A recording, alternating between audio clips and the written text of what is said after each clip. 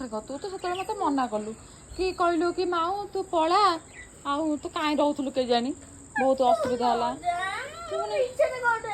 ତୁ ମିଛରେ କହିଲୁ ମୁଁ କ'ଣ ଜାଣିଛି ତୁ ମିଛରେ କହିଲୁ ମୁଁ ତ ସତ ଭାବିଲି ନା ମୁଁ ଏବେ ବାହାରିକି ଯାଉଛି ଭୁବନେଶ୍ୱର ଦେଖ ମୁଁ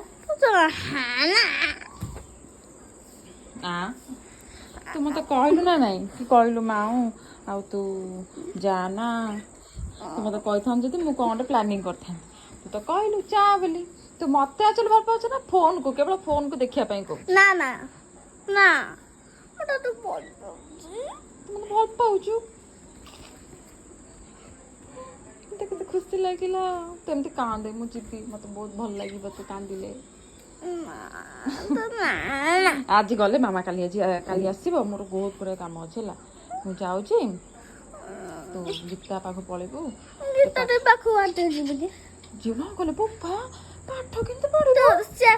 ସେ କୁଆଡେ ଯାଇଛନ୍ତି ସେ ଯାଇନାହାନ୍ତି ମୁଁ ପଚାରିକି ବୁଝିବା ଆଇଲି ପଚାରିକି ବୁଝିବା କୁଆଡ଼େ ଯାଇଛି ଗୀତା ମିଛ କଥା କହୁଛ ନା